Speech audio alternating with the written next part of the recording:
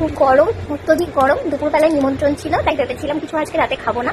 তো আমার তো বলে উপায় নেই, আমার জন্য আবার কি একটা নিয়ে চলে এসছে। এই দেখো তোমাদের, উনি চাউমিন নিয়ে এসছেন।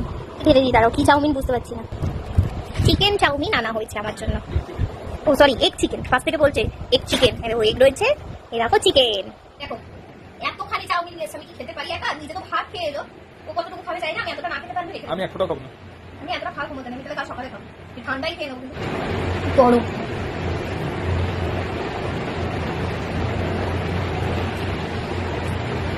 দারুণ লাগছে, খুব ভালো।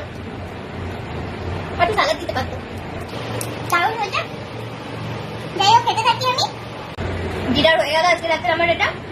টাটা, গুড নাইট, সবাই ভালো থেকো আর আমার পাশে থেকো। টাটা।